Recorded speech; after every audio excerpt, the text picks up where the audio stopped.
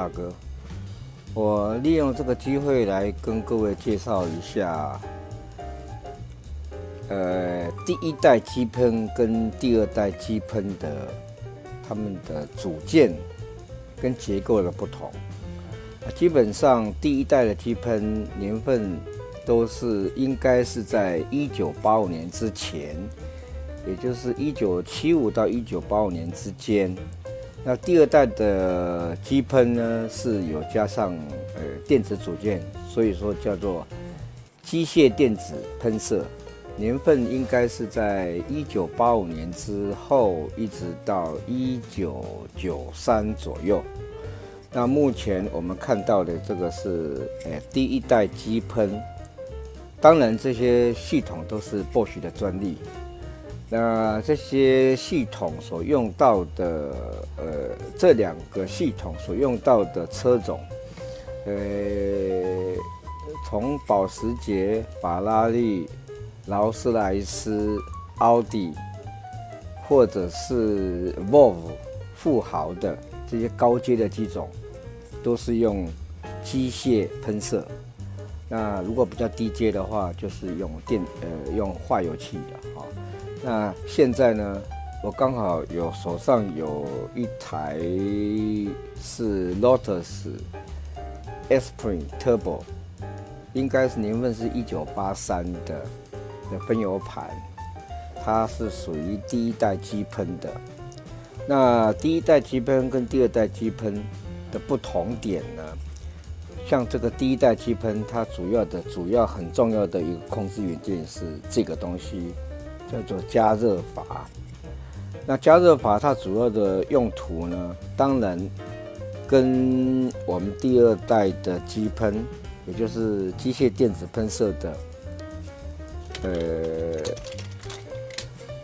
插压阀的功能是相同的。也就是说，它一样是由上下油室产生的压力差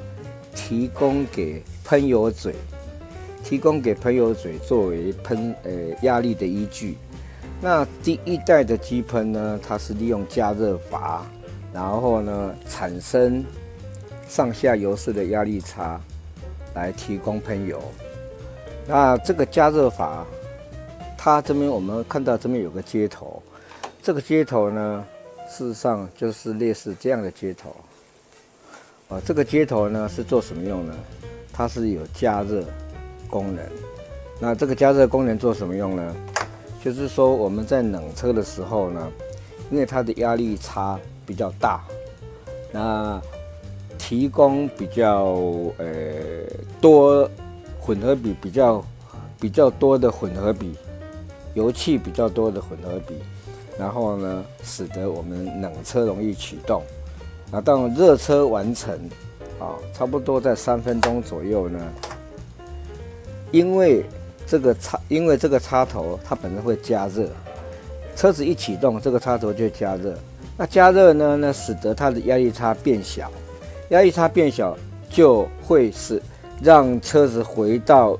标准的热车状态的油气混合比。如果说它没有加热的话，它的油气混合比是比较高，